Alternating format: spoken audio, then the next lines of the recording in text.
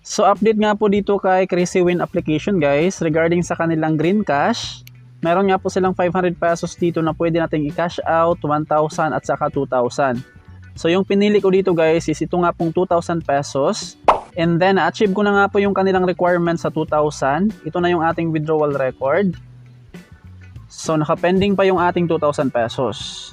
Ang kailangan nga po natin dito guys para mas mabilis makapag-cash out dito sa 500 to 2,000 pesos ay kailangan nga po nating mag-invite ng mga users. So after ko makomplete yung kanilang requirements, ito yung aking na-invite, 323 persons. So nasa 300 plus yung ating invites bago nga po natin na-unlock yung 2,000 pesos at na-withdraw na nga po natin yan sa ating GCash. Alright, ipop up ko na lang dito sa ating screen kapag na-receive na natin yung ating 2,000 pesos. So meron tayong balance na 2,073 pesos na green cash. Anyway, mas mabilis dito makapag-ipon ng mga green cash since dito nga po sa kanilang game ay more on green cash yung ating ma-earn. Pero nga po guys, kailangan pa rin nating mag-invite ng mga users para makapag-cash out dito sa green cash. Ayan, pipiliin ulit natin tong 2,000 pesos sa pag-cash out.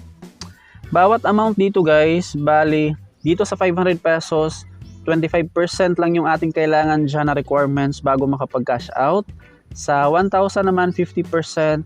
And then sa 2,000, yun nga po yung ating invite na 300 plus. So pipiliin lang natin tong 2,000 since ito naman yung ating balance. Tapos mag-withdraw. Ayan, hindi pa pwede makapag-cash out ulit guys since meron nga po tayong pending na 2,000. Wait na lang natin na ma-process yung ating 2,000 pesos bago mag-cash out ulit dito sa kanilang green cash. Sa coins naman, walang requirements dito guys. I mean, meron siyang requirements sa minimum lang.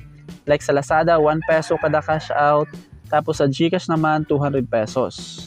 So sa mga hindi mahilig mag-invite, dito na lang kayo mag-focus sa kanilang gold coins para mas mabilis makapag-cash out.